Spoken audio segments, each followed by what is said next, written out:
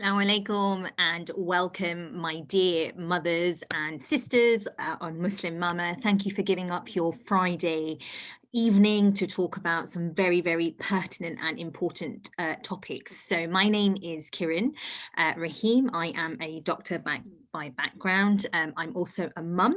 So I have two boys, and Alhamdulillah, by the grace of Allah subhanahu wa ta'ala, I am also expecting my third child. I am in my second trimester, and I will be hosting this live today.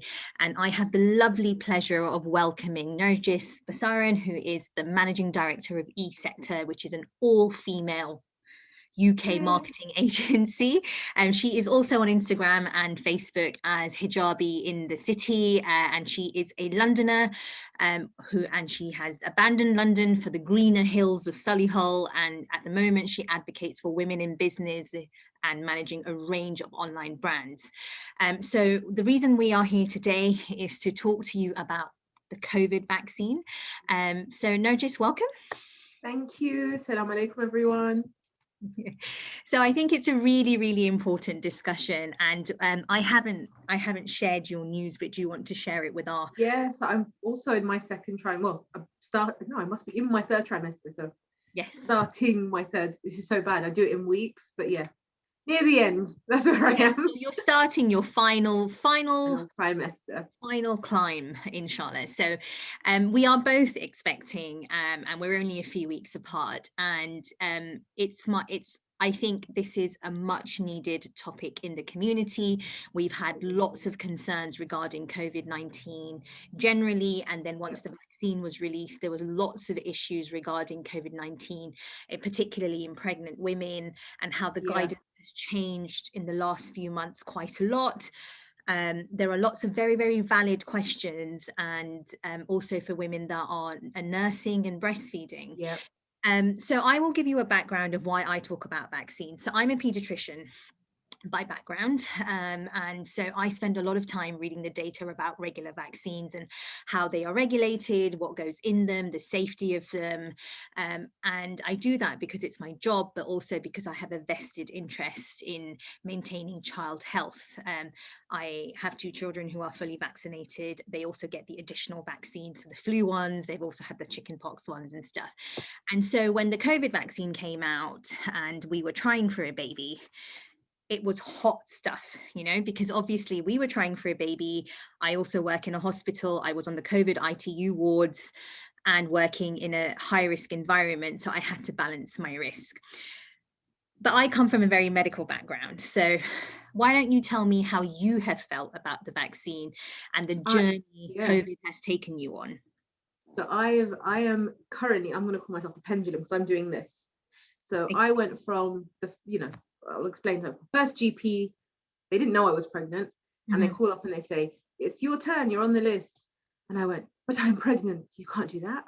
And so it went from that to watching lots of videos, scientific. So my sources were, for example, the Royal College of Obs and Gynae, speaking to doctors, so I come from a family of medics, pharmacists, organic chemists, pharmacologists, for a very scientific family. So I class myself as lucky because I have access to all these people who actually work for Pfizer, that kind of thing, and had many conversations. So I went from going, okay, you can't have it done, to when the government then made that switch and said you can have it done, saying book me in.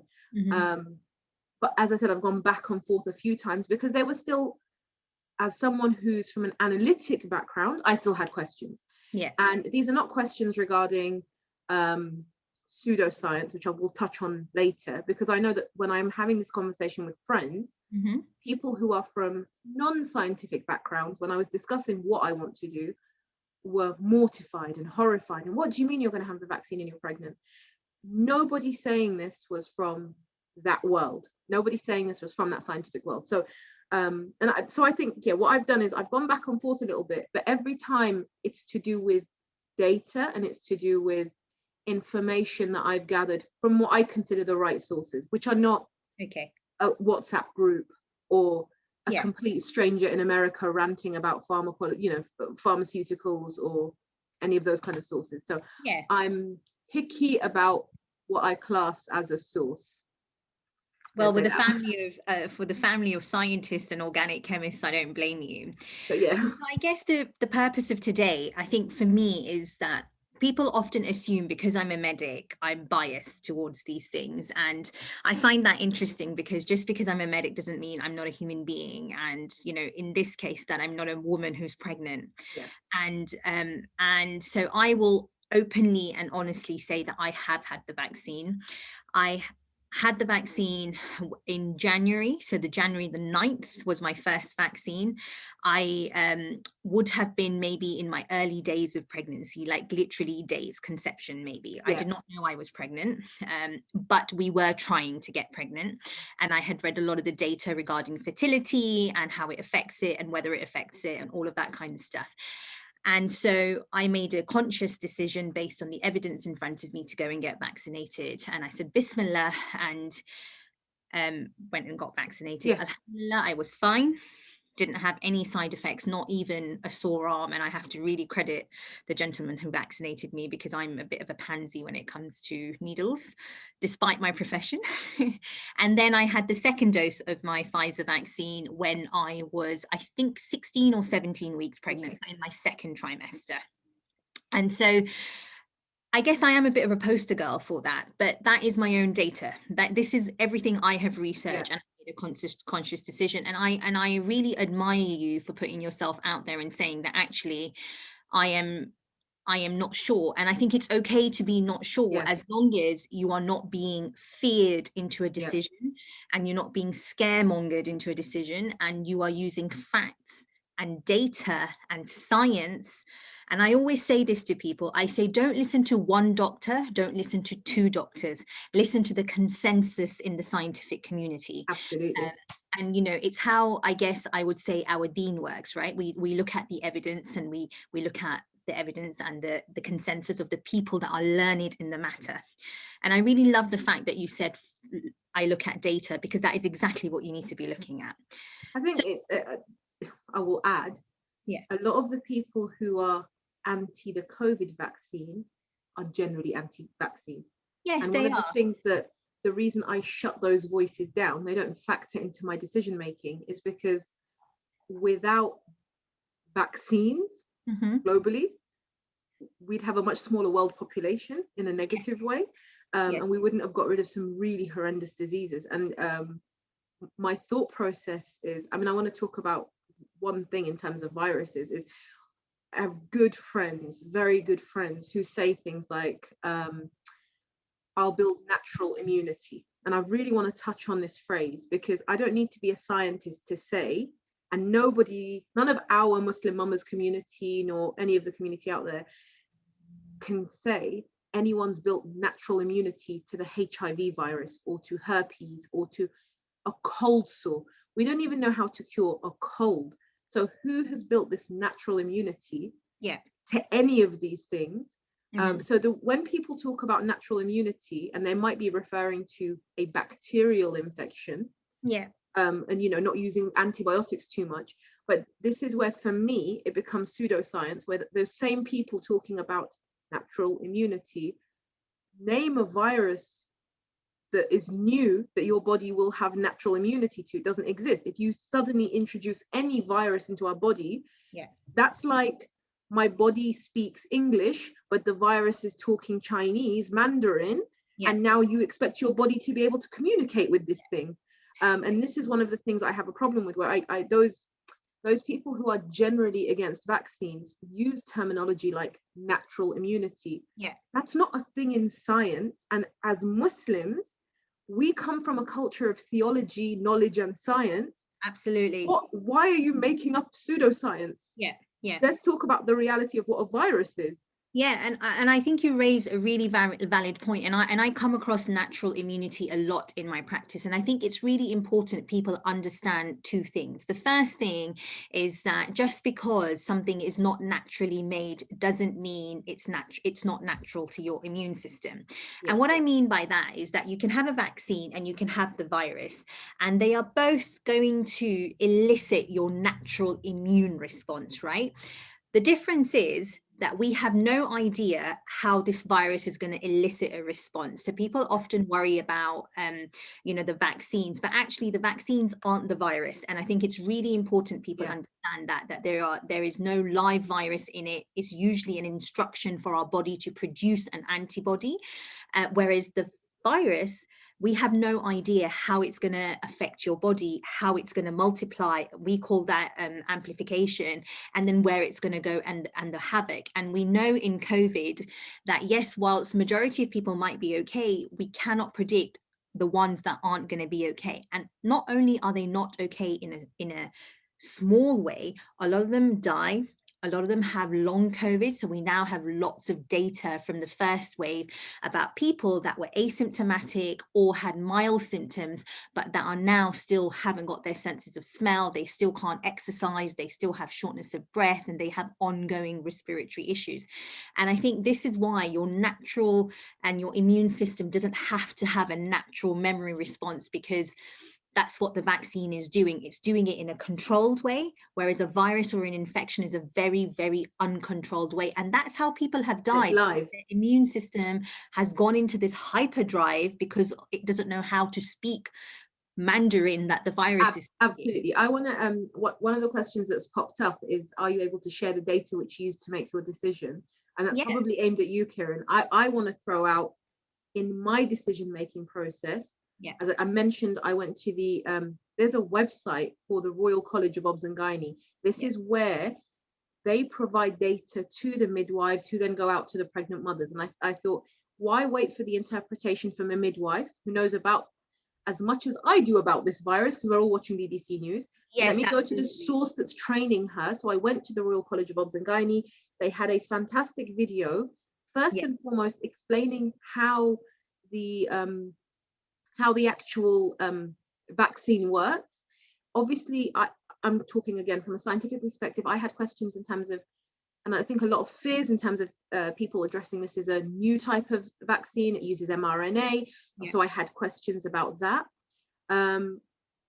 When I looked at that, lots of that science, it was logical, it made sense, and it matched up to other sources where, as I mentioned earlier, I've got family who work in Pfizer, in pharmaceuticals, who were talking about the type of research that had been done. We know that 120,000 women in America have now had the vaccine who are pregnant. These are pregnant women, not random women. And there's no data to suggest there's any adverse risks that are outside the normal population. In terms of yourself, obviously you didn't know when you had the first vaccine that you were pregnant, but you made a decision to have the second one. So I'm connecting it to that question. What kind of information were you weighing up? What were your pros and cons that making you think, actually, I need to do this rather than I don't? So again, it was data that was coming out of the Royal College of Obstetrician. It was actually data released from the trials themselves, so both Pfizer and Moderna. And I only talk about these two because majority of the data that we have in pregnant women come from the mRNA vaccines. I looked at that data. I looked at the number of adverse outcomes in pregnant women that were vaccinated, unvaccinated. We looked at you know, I mean, don't get me wrong, I read all of the myths, I read all of the conspiracies, so everything about fertility, everything about it affecting the reproductive system, everything about it causing deformed babies and all of that jazz. You've heard it all, There's no evidence for it. So I am happy to share the data with you guys. It's not a secret, you know, and it's readily available. I just think that you have to be careful where you get this data from. So a lot of people will send you things that look scientific, and actually you have to be trained in reading data to understand what it means and understanding it critically. And I will put my hands up and say it has taken me almost 15 years of reading data to now confidently look at a paper and say, well, actually, no, this is not right. This is right. This is why I'm going to focus on this trial. And scientists that do this day in and day out, this is their bread and butter. So let's come back to the question regarding fertility, right? So, and fertility and whether it affects the reproductive system. So the vaccines are an mRNA. So what that means is that they have a messenger, and the RNA goes inside this, the cell, but it doesn't go anywhere near where the DNA is kept. And the DNA is all the instruction that the body needs for functioning. So it's where your chromosomes are, whatever. It goes nowhere near that. It goes into your cell. It sends a signal to produce a spike protein that then goes on top of the surface out of the cell. And the immune system recognizes it. And then within 72 hours, the entire vaccine is out of your system. DNA, if you remember basic science, DNA is transcribed into mRNA. It goes that way. There's no way this process happens backwards. So we're not going to suddenly turn Scandinavian and get blue eyes, and neither are we going to grow a third eye in our forehead or any of that. And then mRNA becomes proteins, right? So that's how science works. So there's no way, there's no reason for us to say that this vaccine is going to cause DNA changes. If it isn't causing DNA changes in us, it's not going to cause DNA changes in women. Lots of women that were in the original Pfizer and Moderna trial have been pregnant, they have had healthy babies, and this is information that is being recorded both in the USA and here now. So we now have a trial for the National Institute of Health. We also have real-term data. So 124,000 women have been vaccinated. There have been no adverse outcomes. Some women have had miscarriages. Some women have had stillbirths. And I will say that 1 in 4 women have these events happen, whether they've been vaccinated or not. As Asians, as Black women, as Middle Eastern women, our risk— We're at high risk. Yes, massively high risk. Massively high risk. And so some of these are going to be, these events will happen whether you're vaccinated or not. And when you compare data from vaccinated individuals and unvaccinated individuals, it's not higher in the vaccinated group. And so that is reassuring. I think I want to touch on, there's a load of questions. There's one that's just popped out. We're trying to stay on top of the stuff that's happening on Facebook, but one of the questions, one of the ladies asked is, why are there supposed to be 1,000 deaths a day after so many vaccinations? But one thing I want to address is, in terms of that, and this is not a fix-all, A, the entire population isn't vaccinated. B, we don't know who's going to react to it and how. So if I speak about my own family for a second, because this is very personal to me as a pregnant woman, but also as someone that we've lost 4 members of our immediate family in the last 8 months. So I lost my father in January, we lost to COVID, we lost his older siblings, 2 of them, his brother and sister. And in the last 2 months, we've lost one of his younger sisters who was in her 60s. And the remaining sibling is actually in hospital and has been for a few weeks now. So I know when if I'm doing my own internal risk management, the pain that this has caused our family. And my dad back, Christmas last year, there was no vaccine being rolled out at that point. He would have been the first to be queuing up to get it as a pharmacist and scientist. He would have been the first one there to say, yep, let's get this done. But when people are asking about why there's still 1,000 deaths, A, we haven't fully vaccinated the population. B, there are people for other reasons who cannot be vaccinated. If someone's going through chemo, if they have other health problems, you need to think about this again logically, because it's easy to pick holes in the system, and it's easy to say, aha, look, I've caught you out, if you're looking for that.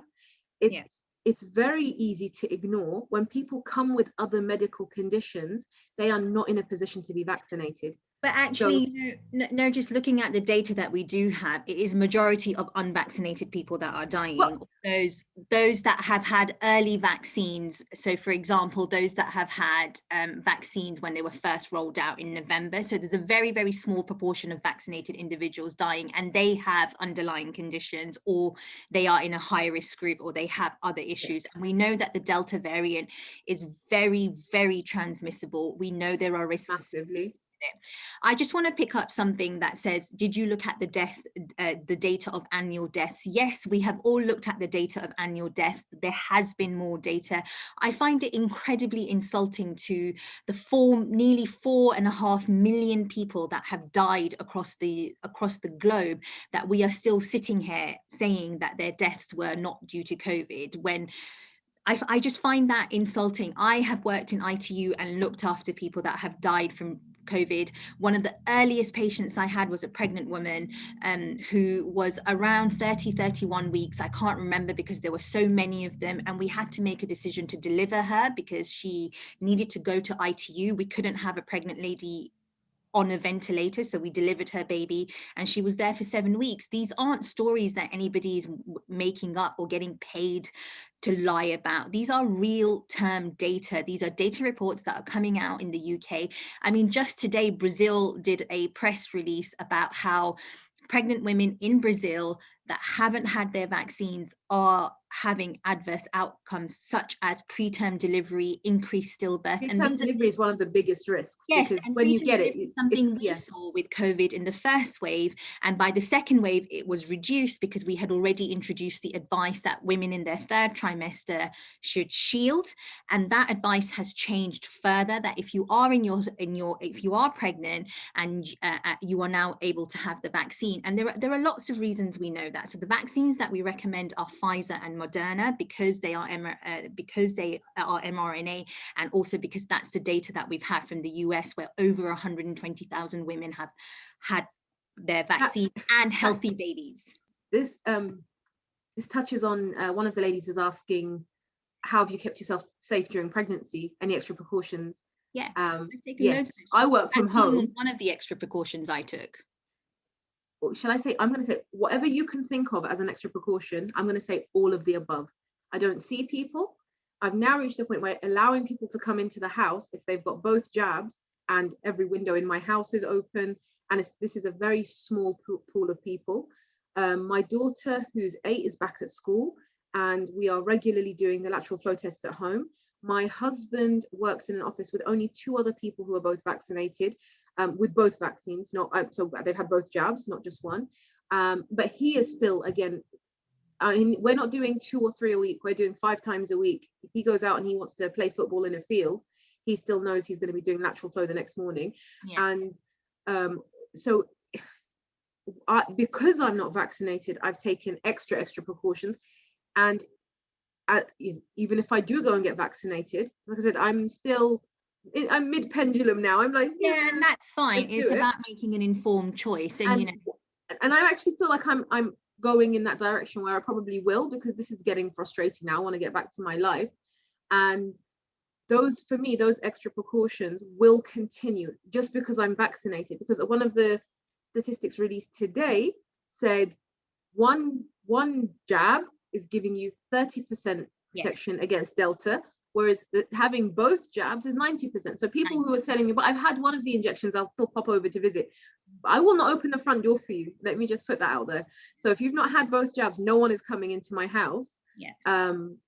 And that's, for me, that's how I'm keeping myself and my pregnancy safe, because I've seen what this has done to the rest of my family. And you can't say an age thing. There isn't one variable. There isn't. Ranging from their 70s to their 50s who've passed in our family. So it's not cut and dry. So for me, step 1 is absolutely shielding, and then step 2 is the testing of anyone around me, making sure they're vaccinated. I mean, I work and I'm still working and I still have clinics. I see patients, and actually I see a lot of maskless patients because my patients are all under 16, and at the moment they're all autistic or they have special educational needs, because that's the cohort I'm seeing. So I mask everywhere. I mask when I'm out in public. The only time I will take it off is if I'm not around people or I'm sitting in an open area. And actually the majority of my family have been vaccinated. So my husband, my parents, my aunts and my uncles, my cousins now, because they've started rolling it out to the younger population. I really want to address this issue of the vaccines are gene therapy. They contain DNA from pigs, monkeys, and also fetal cells. This is pseudoscience. I'm not sure where you are getting this information. They do not contain fetal cells. They contain a cell line that was produced from fetal cells artificially. This goes back to the 1970s. All of your medications are using a lot of these things. So I am not here to argue misinformation and data. It's not gene therapy. I have also explained that in basic science. This is GCSE science. Like, mRNA does not affect your DNA. It is not gene therapy. It is not affecting your genome. Therefore, it is not affecting reproductivity or fertility. There's no evidence to say that. Lots of women. We touch on that, Kiran, because this is something I've heard from friends. Again, I'm talking about people not from scientific backgrounds, but actually some of them quite educated people are saying, I haven't had kids yet, so I'm not going to get it done. Yeah. I'm thinking, you took paracetamol and ibuprofen last week, and you're talking about something as if you're actually changing your DNA. We're not changing DNA. Just using a really extreme example. So my husband's friends, one of them, and literally he sounded like by taking this vaccine he was going to be castrated. How have you made this connection from allowing your body to find a way to fight this virus, that this is going to leave you unable to have children? Where has this chain of thought? So something that's out there, and this Narjice has come from historic anti-vax groups, right? And I say this, that the anti-vax industry makes almost $50 million a year because of the misinformation it spreads, and it links back to 10 or 12 people. But I will say that we don't have any evidence from the Pfizer, the Moderna, the real world data, all the data that's coming out that it affects fertility. The vaccine produces an immune response. It is out of your system within usually 72 hours. For some people, it lingers a bit longer, but it's hard to predict. But majority, it's out. And then there are very common side effects. So things like sore arm, fever, headaches, nausea, vomiting. We are expecting these as side effects. Now, someone has said, my second cousin has passed away from the vaccination. I'm really sorry that you've lost someone in your family member, and I really understand how that must make you feel about the vaccination. But the two events aren't related, because if that was the case, we have had 2.5 billion people. I want you to put that number into context. 2.5 billion people have received the COVID vaccination worldwide. It is one of the largest scientific events in the world. We haven't had data like this ever. And if people were going to die, 2.5 billion people would have died. If we were going to have adverse outcome, we would be seeing it in the thousands and the millions because of the number of people we've vaccinated.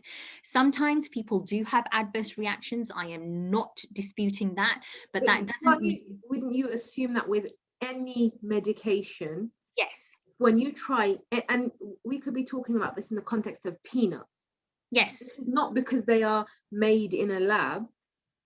You don't know you're allergic to peanuts till you react to peanuts, and then suddenly peanuts are the devil. Yes, so exactly. There's always going to be a percentage of the population to which something in this is toxic, and it may be one of the ingredients that carries that vaccine into your body. Could be something really simple. Actually, for the majority of the people, it's not the ingredients in the vaccine, it's the body's reaction to it. And so the immune system is what is different for all of us. So we all have a genetically different immune system. My immune system doesn't react to peanuts, some people's does. And it's hard to protect, but actually vaccination still remains better than getting COVID. With the vaccine, we are introducing one instruction for the body to make that spike protein so that the body produces antibodies. With the COVID virus, there are 29 proteins. We have no idea how they're affecting your genome. We have no idea how they're affecting your immune system, how they're going to multiply, what organs they're going to damage. And actually, we know that the adverse outcomes of COVID are much worse than the theoretical risks that people are talking about. The risk is this. There's a couple of things I want to touch on, because there was quite a few questions on breastfeeding, which I want to come back to. But one of the things I want to talk about, and this is about in terms of the context of us losing, me personally losing, I mean, it's massive to be losing a parent, and it's extremely painful.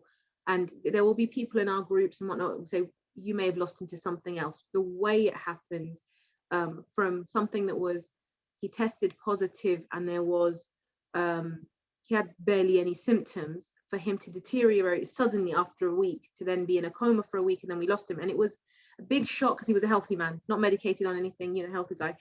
And so losing dad like that. So I sit here looking at this situation thinking, I'm pregnant, Do I want this? Do I want this in my home? Do I want it to happen to anyone else in my family? No.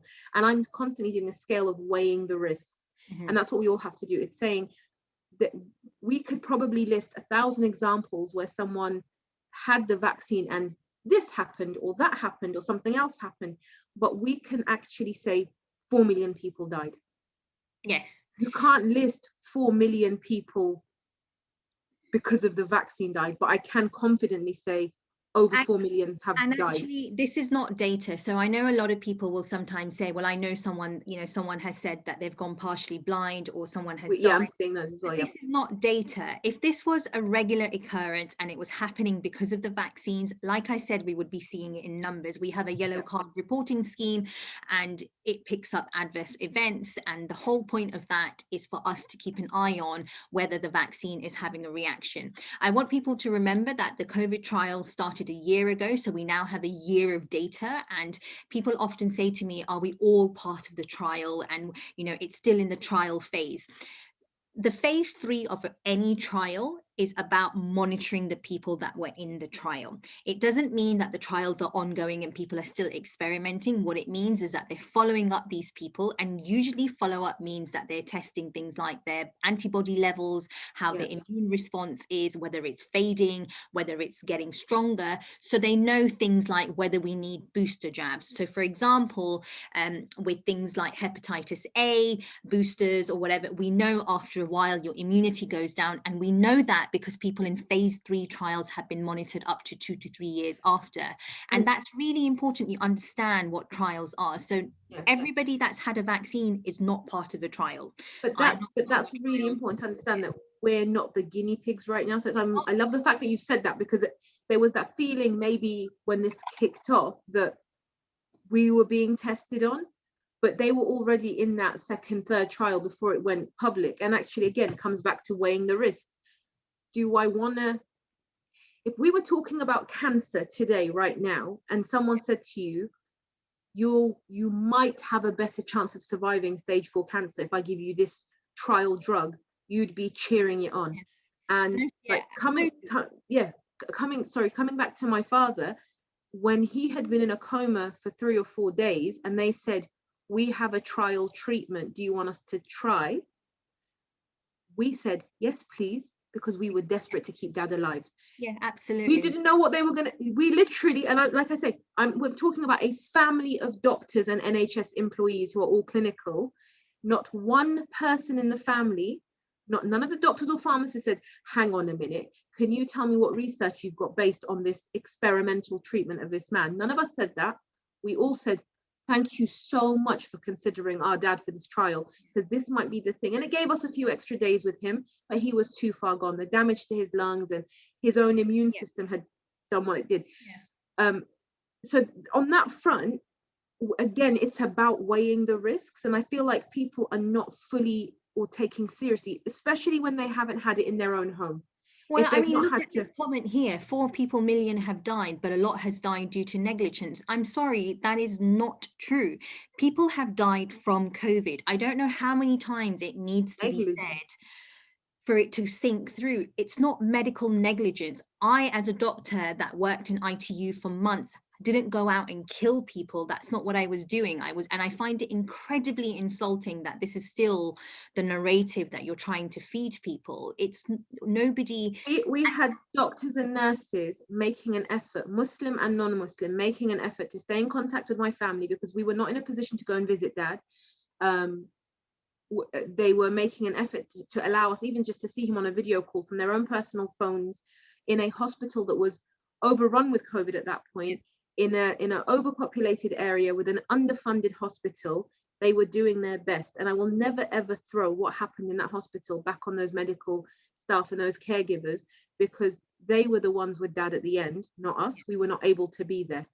And it's very easy when you're away from that situation to throw blame out when people were doing their best. And absolutely. And this is what it comes down to, I'm not saying that she said, whoever this is, not everyone is anti-vax, we are pro-choice, but what are you basing your choices on? And it sounds like misinformation, because people have died from COVID, not from medical negligence. And that's that is pseudoscience and misinformation. I don't know what else to call it. You know, people have. Let's come back to, I mean, sometimes it's really easy to focus the questions on, okay, so talking the vaccine and COVID, but one of the questions was about antibodies in the milk, for example, and earlier kind of discussing, I would love for you to talk about, so as a vaccinated pregnant woman, how that works in terms of antibodies while pregnant and after giving birth. You could just explain that, because I think that the science of that is bigger than COVID, because we've been doing this for years with whooping cough, right? So if you could explain that, I think it would really help a lot of mums understand how it actually works. I'm going to cover two questions, the breastfeeding and also vaccination in pregnancy. So someone has said, can you cover when in pregnancy to have the vaccine? So the JCVI and the RCOG say that you can have the vaccine anytime in your pregnancy, whether that's in your first trimester like I did, second trimester for my second dose, or even your third trimester. They say that some women might choose to have it in their second trimester. And the reason they say that is because miscarriage is highest in the first trimester, and there's a lot of already maternal anxiety, maternal guilt, maternal self-blaming that happens in that first trimester when you lose a baby. Remember, miscarriage affects 1 in 4 women. So they understand that women might be apprehensive about vaccinating in that first trimester because of the risk of their anxiety and their own mental health. But you can have it at any time. Ideally, they say have it before the 34. Before 38, 39 weeks, but ideally before 34. And the reason for that is that we have data coming in from the pregnant women that got pregnant in the trial, but also the ones in the USA, that they produce a fantastic antibody response, which is then passed on in the placenta to the pregnant women. In the same way, born with a level of immunity. Yes, so the newborns. That's massive. Absolutely. And so, you know, when, like, in the same way we advise whooping cough, the reason we advise whooping cough vaccine in your pregnancy is because we know pertussis kills babies. And so what we want is women to get vaccinated, so they produce the antibodies, they pass it to that newborn, and the newborn has that protection from when they're born up until 3 or 4 months, when their own immune system starts making all the relevant antibodies when we start vaccinating them. And so they're covered in that very, very vulnerable period. And this is exactly what the COVID vaccine is doing. Now, when you choose to get it is entirely your decision. Some women will have had several miscarriages, several stillbirths, and it is completely understandable that they want to make an informed choice about when they have it. But there is no issue with when you have it. You can have it when you're breastfeeding. We also have lots of data from women that are breastfeeding that the newborns have antibodies, and we know that milk itself, so human milk is amazing. It is completely tailored to your baby. As a pediatrician, I always talk about the amazingness of human body and the mother in producing milk. There's lots of IgA, IgGs, lots of really, really good stuff in breast milk, and that includes antibodies. And so is that surely, like, what I'm thinking about is my last pregnancy was 8 years ago, it was a while back, 9 years ago, that everything I knew about breastfeeding and why I was so desperate to exclusively breastfeed, and this is before giving birth, when you read all the books, and I was like, what herbal teas should I be drinking and all of this, because I wanted, everything I knew was, if I breastfeed, my kid's going to have a magical immune system because I'm giving her all the antibodies. And so for me to think, this is one of the biggest reasons I want to get vaccinated now, is to think the baby comes out with a level of immunity, and then I top that up through breastfeeding. Absolutely. And so I mean, some of the questions around breastfeeding, again, another one I want to touch on is, we had on the post earlier, was does it affect milk? So we know people are asking, does it affect fertility? Does it affect milk? I think you've kind of covered in terms of talking about the science of how the mRNA works. It's not genetically changing anything, so there's no reason why it would change us physically in terms of stopping milk supply, or affecting us having kids later on, because, you know, as I said, it's something that's been touched on, or affecting our children's ability to have children, because it's not changing their DNA either. It's allowing them to build a natural immunity while they're inside us, so they come out basically a bit like coming out vaccinated, because they've already had that exposure in us. Yeah, and I just want to remind people that worry about milk supply. So milk supply is a very mechanical thing, and a lot of people think it's a genetic thing, but it actually isn't. The size of your breast tissue might be genetic, so how much milk glands you have, but milk is produced on demand. And what I mean by that is the more the baby sucks, the more milk there is. So your COVID vaccination has nothing to do with your milk supply. In fact, it is highly unlikely that vaccination will have any impact on a woman's ability to make milk or to produce milk in any way. And that's the advice that we've had from the World Health Organization, Yep. the Strategic Advisory Group on Immunization. And the recommendation is not to stop breastfeeding if you are having the vaccination. Carry on breastfeeding. And we say this actually in all illnesses. So when women have fevers, colds, whatever else, we say, please don't stop breastfeeding, because your body will be building all that immune response, and we want you to give it to your newborn baby. We want you to give the immune response via your milk, all those antibodies Absolutely. to your newborn baby. Now, this question about fertility keeps coming up. Yep. Okay. And I will say this again, there is no evidence that it affects your fertility. There is also no evidence that for whatever reason, it's going to affect the ability of your unborn child, because it's not in your immune system. I mean, it's not in your DNA. It's not gene therapy. It's not altering your DNA. It's not altering your genetic code, right? So there's no reason why these women that then got pregnant are then going to have kids that have fertility issues. Remember, there is a background of fertility issues. So there may be 1 or 2 pregnant women who are going to have kids with fertility issues anyway. In the same way, there will be pregnant women who have the vaccine that miscarry because they would have miscarried anyway, because it's so common. And understanding background risk is something that's really important. Every day, people have heart attacks. Every day people have strokes. Those things are still going to happen in people that get vaccinated, and they still happen in people that are unvaccinated. It's important to know that the numbers aren't higher in the vaccinated group. And that is real data that we have from 2.5 billion people on the planet. And it's a scientific miracle. And, you know, all the scientists I know. You could have said that as a million. You could have said that as, and I remember this like right at the beginning when I said to myself, you know, I don't want to be in that first million. I'm not in the first million anymore. And we were, you know, and I wanted to know about one particular vaccine, that first million, let them get it out of the way. I didn't want to be one of the first round.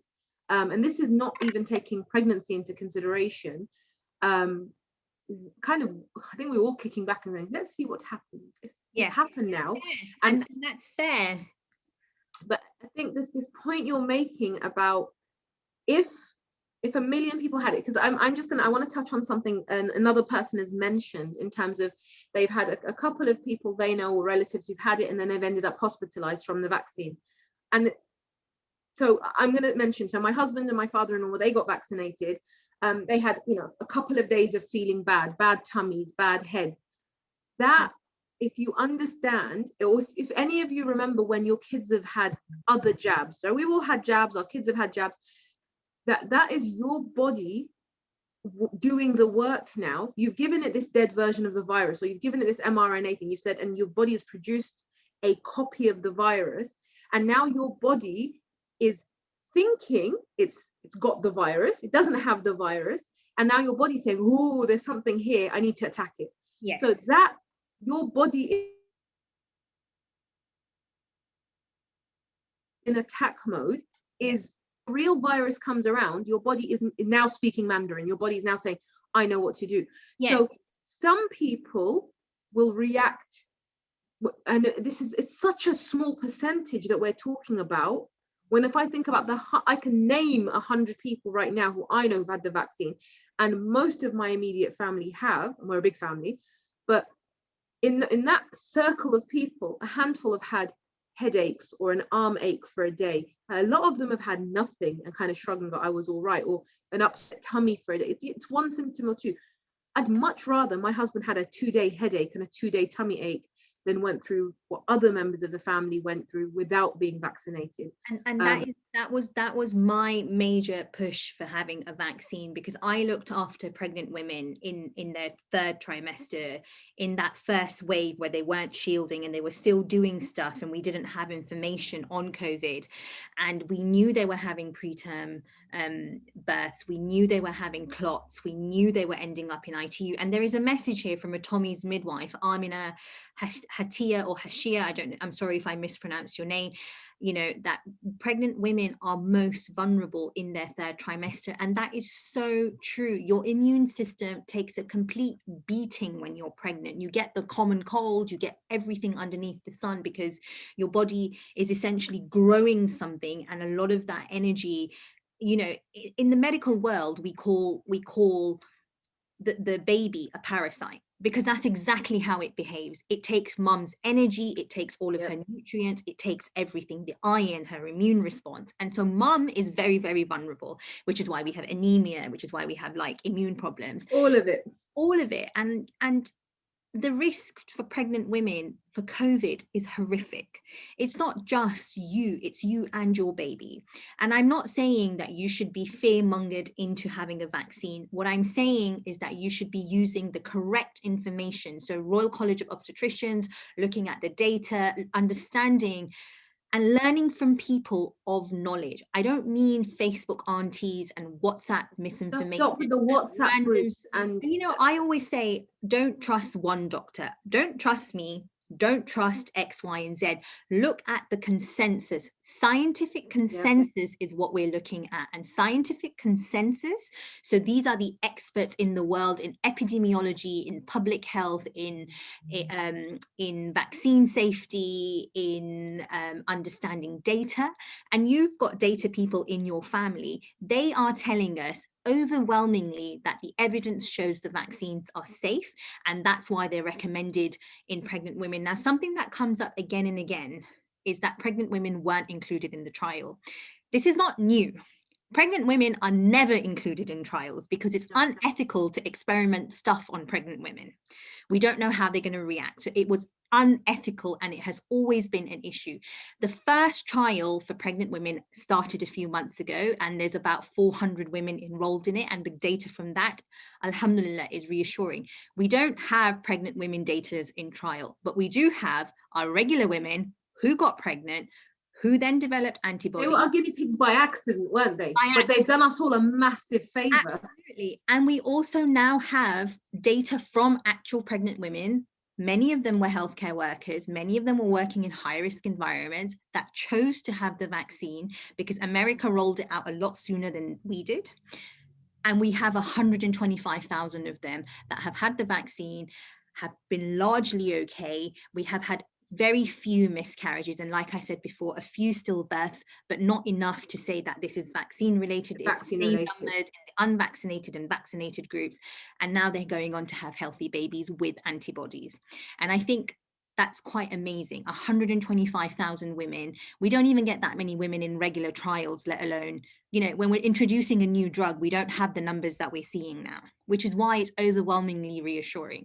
When you look at a trial, often it's numbers in its tens and not tens, hundreds, maybe a few thousand. Oh, sorry, I'm back. Oh, no worries. So I was just saying that the numbers and the data is reassuring, and you shouldn't be following pseudoscience. You should be following the scientific consensus. I want to touch on, there was somebody asking a question, and I'm going to talk about this again in the context of the real world, from a family we've got kids in school, we've got kids online schooling, we've got many members of the family working in different hospitals across London. I run a business, you mentioned right at the beginning, and I've got a team who are dotted around the country. I have not seen a single employee, there's a few of us, not seen a single one of the girls who works for me since February last year. So I'm just want to put this into context. So one of the ladies has said, my extended family are vaccinated, they've had both jabs, we can't get back to normal. And there's one thing I want to touch on this. Err on the side of caution, because the over a certain age group may have been vaccinated. We know none of the kids have been vaccinated. Mine haven't, yours haven't. So if the kids aren't vaccinated, and not everyone who's sitting in that living room or sitting around that dining room table will have had both jabs. Picking the, you know, the ones who are over 60 have had both jabs, or the ones who are, you know, working in the right environment and were entitled to it at the time have had both jabs. They've only just today opened it up to all adults in this country, so the over 18s. So now think about the risks of cross-contamination. And one of my, is soul destroying for me, because it always it comes back to this loss that we've suffered, because people through this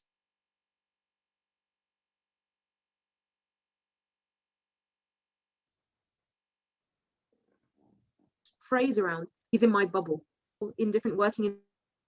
So it's just avoid risk taking. So if the government at this point, and I mean, let me be frank, this time last year or earlier last year when this all started, the government was, oh no, keep going to school and keep going here and leave the unis open. And in my mind, I wasn't pregnant. I was like, what are you doing? I don't know if this is going to kill my child or not. I pulled her straight out of school and I locked the doors and shut the windows. So now that they are, this government, which is prone to being a bit relaxed in the early days, were a bit relaxed on something. And still. Now they're erring on this side of caution. We should be happy, because keeping your distance at this point, yes, we're all sick of it. Trust me, I'm sick of this. I would love to be hanging out with my family all the time, and I would love to be able to socialize with my friends, and I'm bored out of my mind. Yeah. But I also know that had other people been more cautious, a lot less, we would have had less death in the family, and a lot of my friends would have been dealing with less kind of, this is traumatic. The whole thing has been traumatic. So if it's a choice between organizing funerals or holding out for that family dinner, hold out. You're not losing anything. Really important, you know, we're talking about normality and whether it's extra vaccinations. It isn't, okay? It's also the risk that we now have new variants, and the new variants aren't emerging because of vaccines. That's what viruses do. They mutate all the time, which is why we get sick all the time, like from different colds. Like the common cold mutates like 100 times a year. That's what happens. And what we're waiting for is the majority of people to be vaccinated. We're waiting for herd immunity, which is usually achieved around 90 to 95%. At the moment, we're at 79% of the adult population being vaccinated. That doesn't include kids. And what we're waiting for is to understand how these mutations respond to the vaccine. And actually, Alhamdulillah, the Delta variant, despite its virility, we know has a good response to the Pfizer, the AstraZeneca, and indeed the Moderna vaccines. Now, I am very conscious, Narjice, that we have 7 minutes left. So absolutely. I will, inshallah, summarize from a medical point of view and hand it over to you. We will leave a lot of the FAQs, a lot of the useful data that we have accessed, put together some links and things in the chat. So I will start by saying that the mRNA vaccine is not new science. We've been using mRNA science for a very long time. And we have 2.5 billion people vaccinated, and the data is overwhelmingly assuring. There is no evidence that it affects your fertility or the fertility of your unborn child, or it alters your DNA in any way. It is scientifically not possible for that to happen. Pregnant women are advised to get vaccinated at any point in their pregnancy, although some may wish to do it in the second trimester, and that's related to each individual person's risk.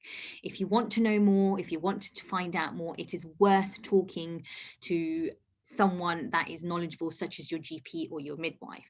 If you're breastfeeding, you can have the vaccine. There's very good evidence that the antibodies go via your breast milk and benefit your baby. There's also evidence that when you are vaccinated in your pregnancy, you pass on antibodies to the baby. We are asking you to make an informed choice from reputable scientific papers, not of internets and stuff, and not off WhatsApps and stuff. I understand there's a lot of misinformation. I understand there's a lot of scaremongering. We are asking you to make an informed choice about how you choose to vaccinate. And I appreciate that there is a lot of anxiety regarding pregnant women. Pregnancy is a very anxious time anyway. And I think a lot of people are scaremongering. Hi again, sorry about that. Welcome back. So please make an informed choice. We will leave all the data. You are welcome to get in touch with me on my Instagram. Like, I will share it. It's the Munching Medic. Or if you want to speak to Narjice, because her family are fantastic and they come back, you know, they are data nerds, as she said. So if Narjice's family are watching, there are a couple of analysts in the family. And I will say that as a mother of 2 boys and as a pregnant woman, I did not make this decision lightly. I was not paid to have the vaccine. I am not paid to talk about the vaccine. This is something that I do because I think people should have the right kind of information, and they should use the right kind of information to make a choice either way.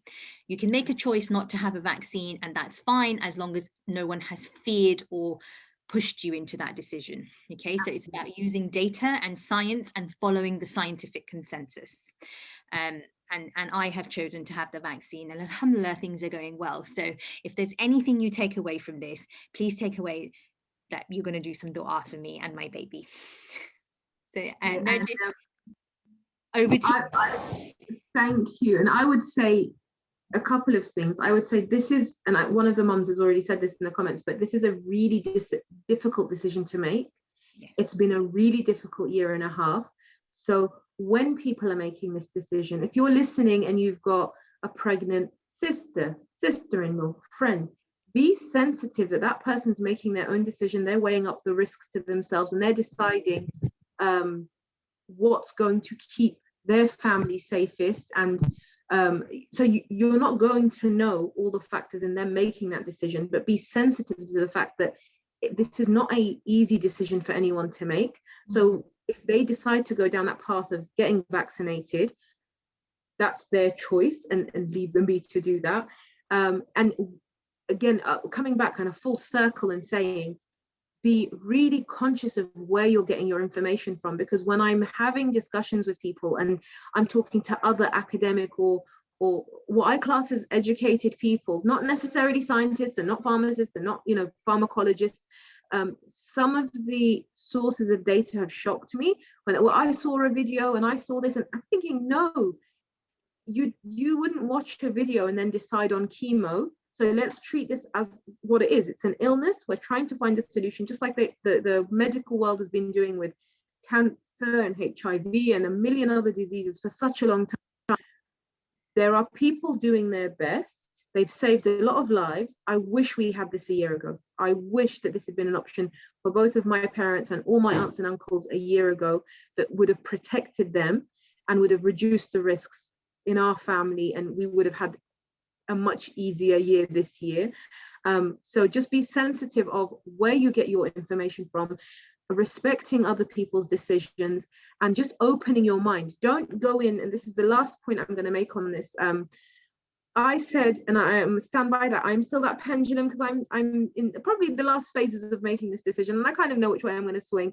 But when you are looking at that information, one of the things I found, and again, last point, is it's very easy to look at something and pick holes in it when you don't like what it's saying. And it's very easy to highlight how brilliant that WhatsApp video is when it agrees with what you're saying. Yes. You don't, in the real world of research and statistical analysis, I've got a science degree as well, psychology, but you know, a third of that is statistics, is that when you do statistical and analytics, you have to go in neutral. You don't go in reading those stats and deciding the answer you're looking for. So to protect ourselves, we go in looking at these stats neutrally, this research, these sources of information. So we have a sea of information in front of us from some very good sources. We don't need to look at, you know, junk websites, or, you know, this is not a bored panda thing. You're looking at real medical journals. And when you take away the conclusions, don't take away the bits that suit your existing opinion. Go in neutral. So that's the last thing I'm going to say, because that's what I'm doing. And again, I'm not a scientist. I'm lucky in terms of the people I have access to and I'm able to talk to. And doctors don't get money for telling you to vaccinate or not vaccinate. The people that kind of having fingers poked at them for saying things, they don't benefit from this. They are weighing the risks up as we are. They wouldn't be encouraging their parents, their siblings, and they wouldn't be doing it themselves if they went in thinking every doctor in my family has been vaccinated. Every pharmacist I know has been vaccinated. They wouldn't be doing this to themselves if there was some ulterior motive that they were aware of. So I think it's understanding and just be neutral in terms of how you approach this. I think that's the last thing I'm going to say. Thank you so much. And I want to thank all of you for joining us and giving up your Friday evening. Thank you. Please forgive both of us if we've said anything that may have upset you or transgressed any boundaries. I'd like to end by making dua for the millions of people that have passed due to COVID and the families. And we know there are so many of us in our Muslim Mama communities that have lost entire generations. And we make dua for them that Allah subhanahu wa ta'ala grants Jannatul Firdaus to those that have passed, those Muslims in our communities that have unfortunately fallen to this disease, and gives sabr and understanding and strength to the families that they leave behind. Whatever your decision is, base it on science and scientific evidence. Please don't let people fear you either way. And inshallah, I hope you found this useful. And if anything you want to clarify between what I have said or Narjice has said, you are able to contact us. So her Instagram is Hijabi in the City, and she's a badass boss woman, and mine is the Munching Medic. So take care, Assalamu alaikum, and please do keep Narjice and I and our babies in your du'as, inshallah. Assalamu alaikum.